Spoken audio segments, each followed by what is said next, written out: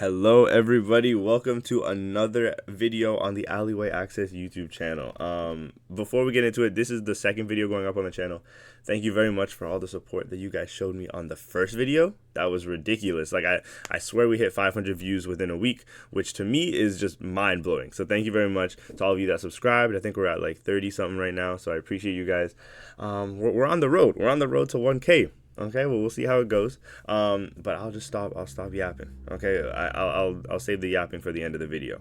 So today is Kali Linux install day. Okay, I'm just gonna teach y'all how we can get VMware set up and then how we can get Kali Linux set up inside VMware. Okay, so that in my future videos when I'm teaching you guys like how to do this, how to do that, it might be in this operating system, so you guys will already be set. Okay, so without further ado, let's get into it. The very first step that we are going to take in our install is installing our stuff, bro. Just through the Google browser, through Firefox, through Microsoft Edge, whatever you prefer. I'm going to just use Google for this. So first things first is to get VMware. Now, if you guys, have done a little bit of research, maybe you're not brand new, you know that we can also use Oracle VirtualBox. I just don't prefer VirtualBox. No hate. Both are great. I just am a VMware user. I've used it for a long time. So if you Google VMware, it'll just come up like this, most likely. And then just click directly on Workstation Player. Okay, that'll get you where you need to go. Download for free. Okay, for free. Put that there. And then we're going to need two more steps. We can check our version here. I'd say just go with the newest one. Go to Downloads. And then right here, make sure you get the one that is right for your system. So if you're using Linux, get this top one, Linux 64-bit. If you're using Windows, down here, 64-bit. Okay, all you gotta do is hit download. I am not gonna hit download just because I have it already, but all you're gonna do is hit download. It's gonna take a little bit to install, not too long, and then you just run the installer like you would run any other program. You guys got this. I just don't want to make a mess by installing everything twice, so I'm gonna leave it up to y'all. Okay, so you just hit download. It'll pop up here like any regular Google, and then it'll be fine. Okay, so while that downloads, we're gonna go over here. Kali Linux. Okay, perfect. Comes up. Wow, look at the nice logo. Look at all those pictures. So cool. Okay, we're gonna open up this website, download. Then we got all their platforms. Okay, we are making a virtual machine today, so we're gonna go over to virtual machines, and then we pick the one that is right for our setup. So today we're using VMware, as you guys know. So we're gonna get the VMware. So if you hit this, then your Kali Linux it's going to be like a little zip file, I believe, or like a bundle file. It will install. Okay, now I'm going to show you guys one quick thing. I'm just going to give you a second, pause the video, whatever, and then when it downloads, just we'll continue. Okay. Hey guys, it's me from the future. Now, I was editing the video and realized that I forgot about the one quick thing that I was supposed to tell you after the break. So before I hand you back to previous me, just make sure that when your Kali Linux installs, it most likely will install as like a bundle or a zip file. You just need to make sure you extract that file into a regular folder, okay? That way you'll be able to access it through VMware, and it just makes everything easier. It's such a small thing, causing me a huge headache, so I just wanted to get it in here. That was it. Back to previous me. Okay, so assuming that you guys you installed everything you needed to install, your VMware is installed and set up. Okay, make sure you ran the installer and the application actually did open, because I know sometimes it does ask for you to restart your computer. So if it did, go do that. I'll still be here when you get back, and then we'll continue. And then also make sure that your Kali Linux has installed and we are ready to go. Okay, look, we got our default credentials here. You can put that into memory. It's just Kali. But now we get to go open up VMware Workstation. Okay, yours will probably look exactly the same as this. It might not say Pro, whatever, and you won't have a list of VMs over here on the side. Let me actually put that away for you guys. So from here, open a virtual machine. Okay, these three buttons are all good for different things. Create a virtual machine will be used sometimes in the future if you're installing like a Metasploitable or just making a new machine from scratch. But today we're just opening a virtual machine. So when you hit this, let me cover the file stuff just for now, and then go over to wherever you installed that Kali Linux bundle. Okay, and you're gonna click through until you get to this. Okay, you'll see a little Kali Linux 22 whatever. It'll say a whole random string, and you're gonna hit open. Okay, boom. Let's see what happens.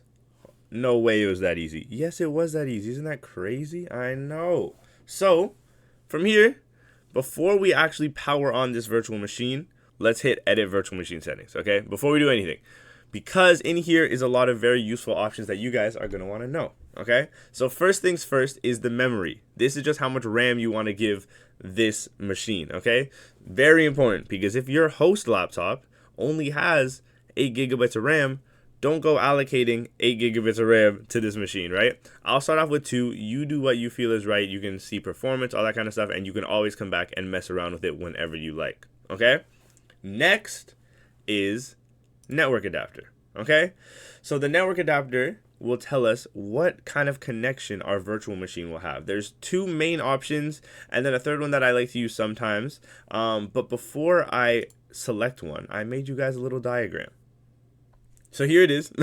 Here's the, I literally just put this together 2 seconds ago. So mind how ugly it is, but it hopefully will help get the point a little bit more clear, okay? So the first thing that we can do is select bridged, okay? I don't know why I put bridged in the middle, but a bridged network connection will put your VM on the same network as your host PC. So see this middle one right here? Is there like a better selector thing? I don't even know. But see this middle one right here? Bridge network, right here. It'll put the VM on the exact same network as your host PC. So it'll get its own IP address and it'll just function as a separate entity, okay? This is very good if you want to interact directly with other devices on your network, etc., okay? The second option that we can go with is NAT, okay? So this one, as you can see here, will share the host IP address. So using my lovely diagram here, we can see that the home network will go to the host PC and then the virtual machine, okay?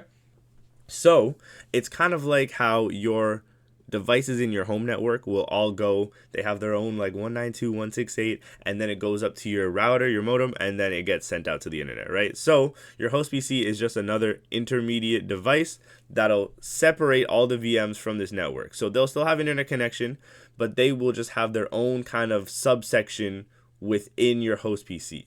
So you can kind of have like your own little private network running on your host PC. It's very lovely. Okay, so that's NAT. And then this one, I forgot to write the title. This is internal network. You can see it kind of, or the LAN segment, sorry. The LAN segment allows you to make your own kind of internal network. So if you want to make like one network with a couple machines running and then separate them from another couple machines, you can do all that. It's perfect. For now, let me close this.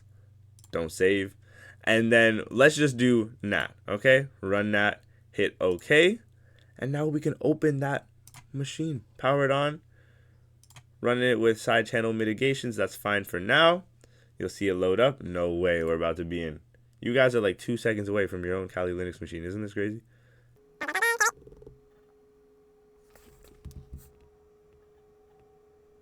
There you go. I sped it up a little bit just because it just takes a little bit on the first run. But if you guys remember that very first the credentials that we saw, do I still have them open here? Kali, okay?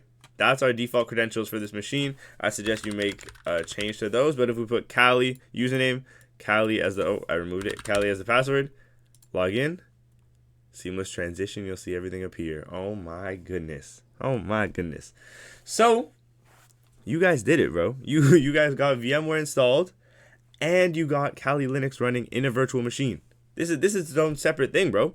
You can close this, you can up here, you can shut it down, you can suspend it, you can restart it, and it won't touch your host machine. So good job to you guys. Now, where do we go from here? Well, first things first, if you guys are curious, you can just go over to the terminal and you can see, did we get our own IP address? 192.168.22.136. So we have our own IP address. We can check if we have internet connection by opening Firefox. But you can just mess around. So if I went like this, hello, and you can see we have internet connection thanks to Hello by Adele. So that is all I'm going to teach you guys today. From here, it's just mess around, maybe look up some other videos, but you guys know the bare bones skills. So if I'm like, yo, we need to install a virtual machine for a Windows device, or maybe a Metasploitable, etc., etc. Maybe you want 2 Kali Linux machines. You know how to do it, okay? So you guys did great. I will say one thing, okay? This is a little bonus, and it's a little hint about our next video coming up.